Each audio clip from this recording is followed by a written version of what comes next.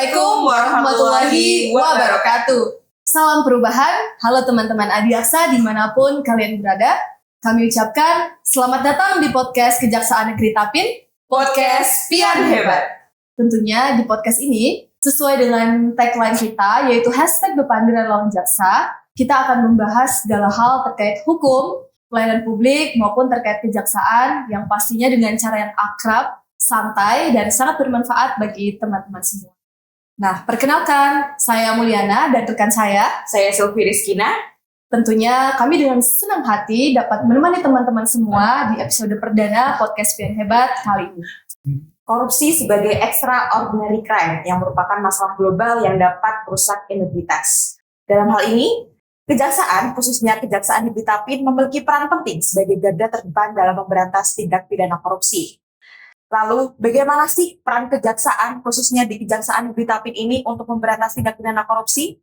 Untuk membahas hal tersebut, telah hadir narasumber kita yang sangat luar biasa sekali. Betul sekali, langsung saja kita ucapkan selamat datang kepada Bapak Kepala Seksi Tindak Pidana Khusus Kejaksaan Negeri Tapin, Bapak Dr. Bimo Bayu Aji Kiswanto, SHMH. Selamat datang Pak Bimo. Sama-sama, selamat datang. Baik Bapak, apa kabarnya hari ini Pak? Alhamdulillah luar biasa baik. Alhamdulillah luar biasa baik Pak ya. Tentunya kami ucapkan terima kasih Pak yang sebesar-besarnya kepada Bapak karena di tengah kesibukan yang padat hari ini Bapak masih bersedia untuk hadir menjadi narasumber di podcast perdana Pian Hebat ini Bapak. Jadi begini Pak, ada pepatah yang mengatakan kalau tak kenal maka tak sayang ya kan Pak. Nah, maka dari itu di sini teman-teman Adiaksa di rumah tentunya ingin kenal lebih dekat nih dengan narasumber kita hari ini. Boleh tidak Pak? Boleh banget dong. Boleh banget Pak ya. Baik, nah mungkin bisa nih Pak diceritakan sedikit Bapak terkait profil dan perjalanan karir Bapak selama Bapak bekerja di kejaksaan. Mungkin bisa diceritakan dari CPNS hingga Bapak menjabat sebagai Kasipinsus Kejari Tapin saat ini Pak. Oke, terima kasih ya Mbak Mulyana, Mbak Sylvie ya. Baik. Serta Sobat Adiaksa. Izin memperkenalkan diri saya bernama Bimo Bayu Aji Kiswanto. Saat ini saya menjabat sebagai Kepala Seksi Bidang Tindak Pidana Khusus Kejaksaan Negeri Tapin. Singkat saja terkait dengan riwayat jabatan yang pernah saya duduki. Berawal saya pertama kali pengangkatan pegawai negeri sipil pada Kejaksaan Negeri Jayawijaya di Papua. Kemudian setelah itu saya melakukan pendidikan jaksa di Jakarta, lalu diangkat sebagai jaksa pertama pada Kejaksaan Negeri Kota Baru di Kalimantan Selatan. Kemudian setelah itu saya pindah ke Jawa Tengah tepatnya, di Kejaksaan Negeri Temanggung sebagai Kasubsi Penyidikan Tindak Pidana Khusus. Kemudian setelah itu saya ditugaskan ke Sulawesi Utara, tepatnya sebagai Kasih Intel Kejaksaan Negeri Kepulauan Sitaro. Kemudian setelah itu saya mendapatkan penugasan lagi di Gedung Bundar, Jaksa Agung Muda Tindak Pidana Khusus di Jakarta, sebagai Satuan Tugas Khusus Pemberantasan serta Penyelesaian Perkara Tindak Pidana Korupsi. Dari Jakarta, kemudian saya ditugaskan sebagai Kepala Seksi Tindak Pidana Khusus Kejaksaan Negeri Tapin sejak tahun 2024 sampai sekarang. Ya, itulah secara singkat jabatan saya di Kejaksaan Mbak Sylvie, Mbak Mulyana. Baik, terima kasih sekali ya. Sangat luar biasa. Dari Sabang sampai Merauke, dari Papua, seluruh Indonesia ya, sudah dikelilingi sama Pak Kasipinsus Kejari Tapin. Tentunya bukan merupakan perjalanan yang singkat Pak ya. Tentunya sudah sangat banyak sekali pengalaman dan ilmu yang sudah beliau dapatkan dan tentunya sudah beliau bagikan juga termasuk kepada kita ya Mbak Sylvia. Iya, betul sekali. Langsung saja Pak, topik kita hari ini nih mengenai tugas pokok dan fungsi bidang tindak pidana khusus ya Pak ya dalam penanganan perkara korupsi di Kejaksaan Negeri Tapin. Sebelum membahas lebih jauh nih Pak terkait korupsi, boleh nggak Pak dijelaskan nih kepada Sobat Adiaksa di rumah nih terkait apa sih sebenarnya tugas dan fungsi dari bidang tindak pidana khusus itu sendiri Pak? Oke, baik ya. Mbak Sylvie, Mbak Mulyana, serta Sobat Adiaksa. Jadi sesuai tentunya kita sebagai aparatur sipil negara dalam hari ini pegawai Kejaksaan Republik Indonesia, tentunya kita di sini mendukung daripada asta-cita Presiden Bapak Prabowo serta Wapres Gibran dalam poin 7 menekankan terkait dengan pemberantasan serta pencegahan korupsi. Dalam hal ini, Kejaksaan Republik Indonesia yang merupakan bagian dari pemerintah dan di dalamnya juga ada tugas pencegahan korupsi yang dilaksanakan oleh bidang tindak pidana khusus. Nah, tugas dan fungsi dari tindak pidana khusus itu apa? Kan pertanyaannya gitu. Iya, betul, Pak. Nah, tindak pidana khusus itu merupakan suatu unit dari Kejaksaan Republik Indonesia yang menangani perkara tindak pidana korupsi, tindak pidana pencucian uang, serta tindak pidana lain yang diatur dalam undang-undang. Oke, Gitu. artinya tidak hanya terkait tindak pidana korupsi saja ya Pak ya. Betul. Tadi ada tindak pidana ekonomi, kemudian pencucian uang, dan tindak pidana khusus lainnya Pak. Boleh tahu nggak Pak ini tindak pidana khusus lainnya itu seperti apa ya Pak? Tindak pidana khusus contohnya merupakan pelanggaran dalam bidang perpajakan, kepabeanan, serta cukai. Oke, jadi tidak hanya terkait korupsi saja, tapi ya. terkait perpajakan juga, kemudian ada bea cukai. Kemudian masuk tadi ya Pak ya sudah dijelaskan terkait korupsi itu apa. Masuk nih Pak di bidang tindak pidana khusus terkait tugas pokok dan wewenang Pitsus. Apa saja sih Pak tugas dan wewenangnya bidang tindak pidana khusus ini sendiri Pak? Oke, kalau kita berbicara mengenai tugas serta kewenangan tindak pidana khusus, ada banyak ya. Saya terangkan dari awal, tindak pidana khusus bertugas kita dari awal menampung laporan pengaduan dari masyarakat terkait contohnya tindak pidana korupsi. Setelah kita menerima laporan pengaduan, kemudian kita tindak lanjuti dengan melakukan penyelidikan. Setelah melakukan penyelidikan, kita mengumpulkan data dan bahan keterangan, kemudian kita melakukan penyidikan apabila ditemukan suatu peristiwa pidana. Kemudian setelah kita lakukan penyidikan, kemudian apabila peristiwanya itu sudah terang merupakan peristiwa pidana, serta sudah ada tersangkanya, kemudian kita lakukan kegiatan penuntutan di pengadilan. Setelah kita melakukan kegiatan penuntutan di pengadilan, kemudian setelah mendapatkan putusan yang berkekuatan hukum tetap, kita lakukan eksekusi. Nah, setelah kita lakukan eksekusi, tindak pidana, contohnya tindak pidana korupsi, kita lakukan kemudian pemulihan kerugian keuangan negara. Ya, secara singkat mungkin itu tugas di bidang tindak pidana khusus Mbak Silvi, Mbak Mulyana. Baik, sangat kompleks dan kompleks sekali ya Pak ya, mulai dari laporan aduan sampai dengan eksekusi, pemulihan kerugian keuangan negara. Dan bahkan tidak hanya korupsi saja ya tadi Pak ya, tindak pidana yang dapat ditangani, tapi juga tindak pidana lainnya seperti salah satunya adalah Perpajakan dan cukai juga. Pak, jadi gini nih Pak, kita kan tadi sudah membahas terkait bagaimana sih tupoksi dan wewenang bidang Pitsus ya kan Pak di Kejaksaan. Secara yang seperti Bapak sampaikan tadi. Mungkin teman-teman Adiaksa di rumah nih Pak, masih banyak yang bingung Pak. Sebenarnya korupsi itu gimana sih memahaminya secara singkatnya nih Pak? Oke, gini ya Mbak Mulyana serta teman-teman Adiaksa. Apabila kita berbicara korupsi secara singkat, korupsi itu adalah suatu tindak pidana yang dilakukan oleh orang atau korporasi dengan melanggar aturan hukum, menyalahgunakan kewenangan, kesempatan, serta sarana yang ada pada dirinya karena jabatannya, yang kemudian merugikan keuangan atau perekonomian negara. Itu secara singkat tindak pidana korupsi. Walaupun nantinya akan ada banyak lagi jenis-jenis tindak pidana korupsi itu. Jadi sangat kompleks sekali ya Pak. Betul. Untuk bidang pidana khusus ini ya Pak ya. Terkait di Kejaksaan Negeri Tapin sendiri Pak, Bapak kan selaku Kepala Seksi Tindak Pidana Khusus ya Pak ya. Kemudian ada subseksi lagi nggak Pak di bawah Kepala Seksi Tindak Pidana Khusus untuk membantu Bapak dalam menangani kasus korupsi di Kejaksaan Negeri Tapin ini Pak? Oke, Mbak Silvi. Jadi di bidang tindak pidana khususnya di Kejaksaan Negeri Tapin, saya selaku Kepala Seksi Tindak Pidana Khusus memiliki 2 subseksi. Yang pertama, subseksi penyidikan dan pengendalian operasi. Berdasarkan Undang-Undang Nomor 12 Tahun 2021, Kejaksaan memiliki kewenangan untuk menyidik tindak pidana tertentu seperti korupsi. Subseksi penyidikan di bawah tindak pidana khusus bertanggung jawab dalam bidang perencanaan, pengendalian, serta teknis penyidikan. Oke, jadi ada 2 subseksi ya Pak ya? Betul. Ada lagi satu Mbak Silvi Oke, belum. apa itu, yang Mbak? tadi kan Ada, Mbak Silvi. belum. Oke.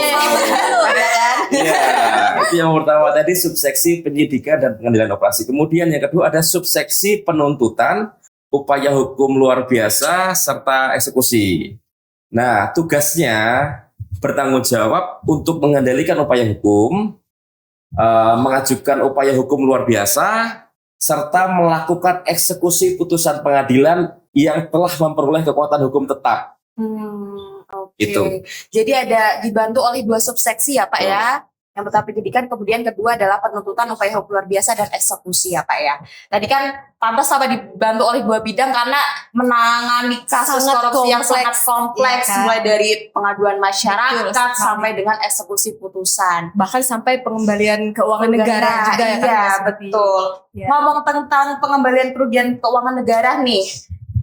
Belakangan ini masih ramai ya Pak diperbincangkan terkait putusan Mahkamah Konstitusi Pak nomor 28 garing PUU garing 2026 tanggal 2 Maret 2026 Pak, yang atas nama pemohon Bernita Matondang dan Fendi Setiawan bahwasanya yang berwenang untuk menghitung kerugian negara hanya BPK.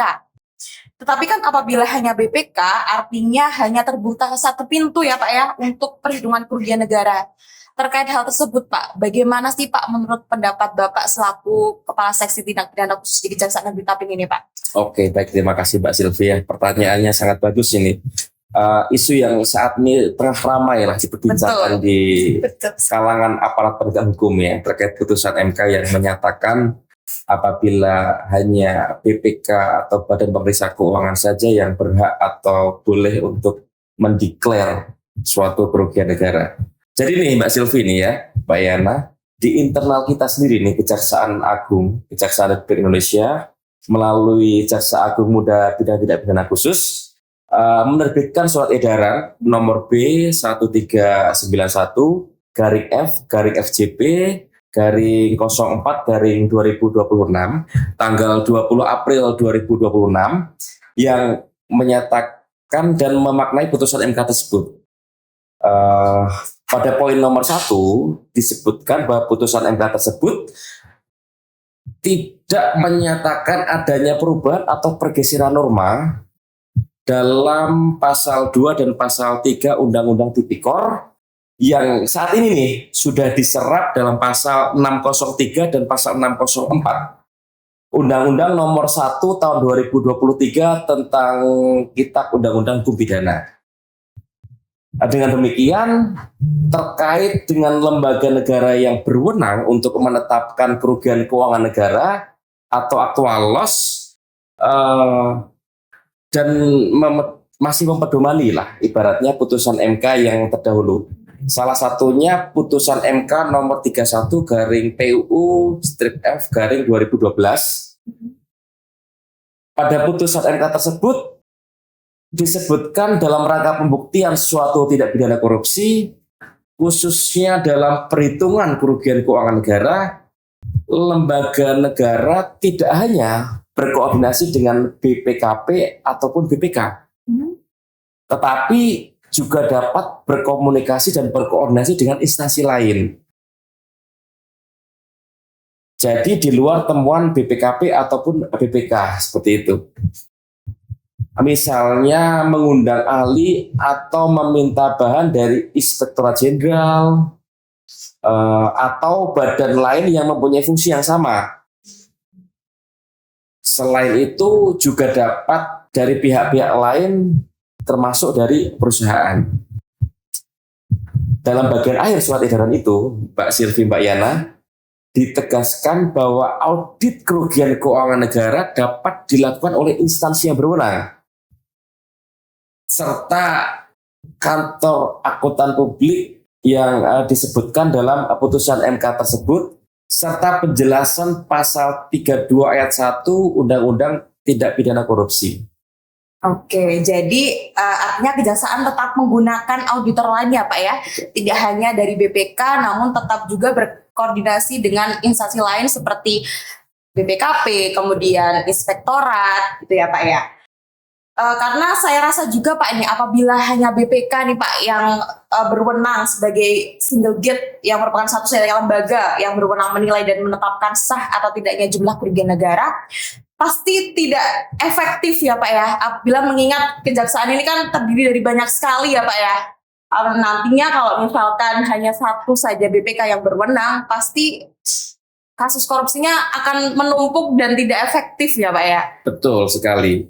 Seperti yang Mbak Silvi tadi katakan kan, coba kita bayangkan, aparat penegak hukum kan tidak hanya kejaksaan, Betul. ada kepolisian, ada juga KPK. Apabila satu Indonesia ini dari Sabang sampai Merauke, baik itu dari kejaksaan, dari kepolisian, dari KPK, terhadap semua penanganan tindak pidana korupsi hanya bermuara untuk perhitungan kerugian keuangan negara ke Badan Pemeriksa Keuangan atau BPK, tentunya akan menghambat proses penanganan perkara itu. Iya betul. Apalagi kan proses penanganan perkara pasti kan harus ada asasnya biaya cepat, kemudian ringan seperti itu ya Pak ya. Itu sangat tidak efektif ya Pak apabila BPK saja yang hanya berwenang untuk menghitung perhitungan kerugian negara Pak. Baik Bapak, sekarang ini kan Pak lagi ramai-ramainya nih Pak, lagi ada pembahasan terkait restoratif justice nih Bapak. Nah mungkin teman-teman Adiaksa di rumah ingin menanyakan nih Pak, kira-kira bisa nggak sih Pak restoratif justice itu diterapkan dalam penanganan perkara yang masuk dalam bidang pidana khusus Bapak? Oke, baik Mbak Yana, serta teman-teman Adiaksa ya.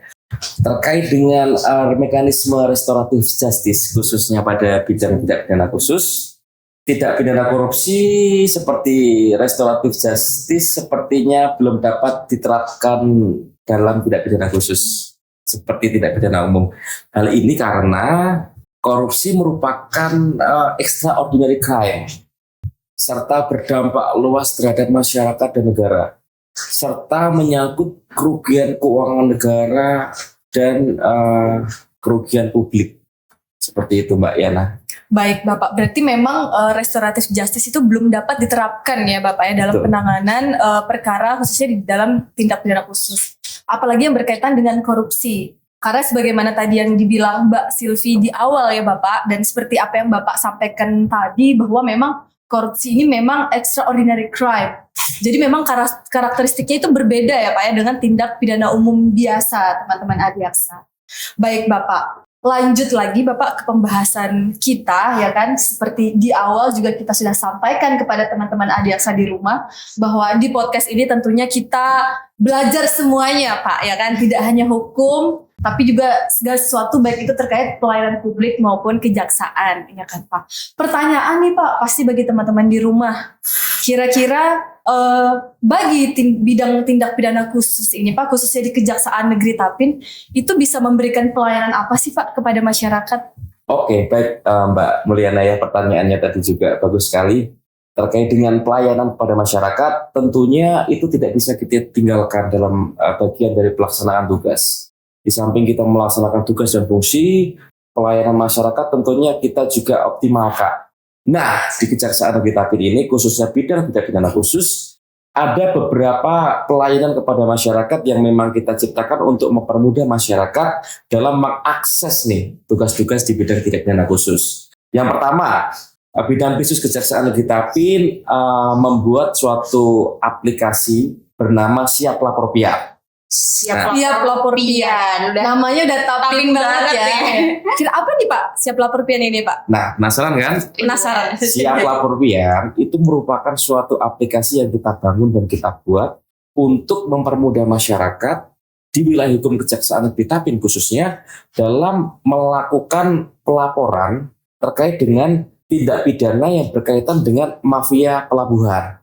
Nah, mempermudahnya gimana? Kan gitu. Nah, Siap Lapor Pian ini karena pelabuhan-pelabuhan di wilayah hukum Kejaksaan Negeri Tapin itu letaknya jauh-jauh, nah kita ciptakanlah aplikasi Siap Lapor Pian ini agar masyarakat tidak perlu datang ke kantor Kejaksaan Negeri Tapin untuk dapat melakukan pengaduan. Nah, itu kita buat dalam website. Nah, teman-teman Adiaksa, Mbak Mulyana sendiri dapat mengunjungi halaman website Kejaksaan Negeri Tapin. Di situ ada tautan Siap Lapor Pian. Nanti bisa diklik, kemudian muncul halaman.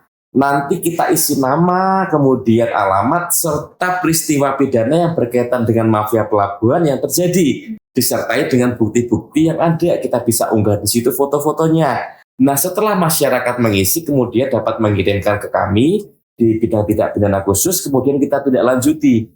Nah, harapannya dengan adanya siap lapor pian dapat kita cegah dan kita berantas tindak pidana yang berkaitan dengan mafia pelabuhan khususnya di wilayah hukum Kejaksaan Negeri Tapin.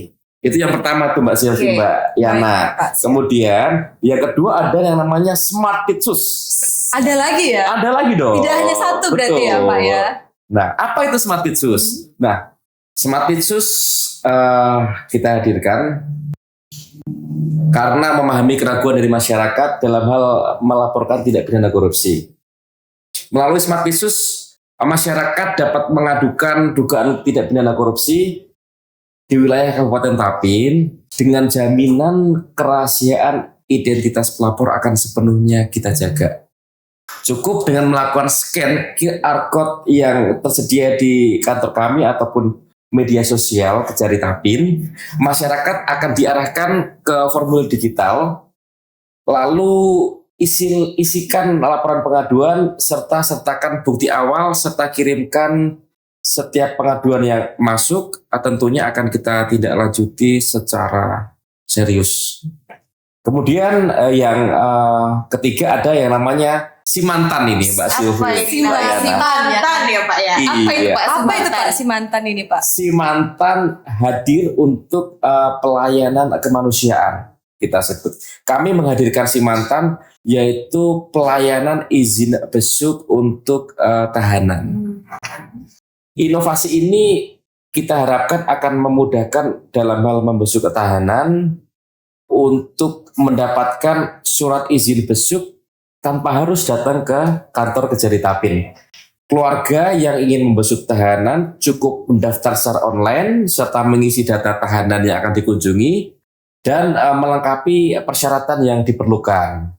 Setelah kita setujui, surat izin besuk akan kita kirimkan langsung tuh Mbak Silvi, Mbak Yana ke WhatsApp grup dari keluarga yang melakukan permohonan. Tentu itu akan lebih cepat, lebih taktis, serta akan menghemat biaya. Oke, luar biasa sekali ya inovasi dari Kejaksaan Negeri Tapin ini.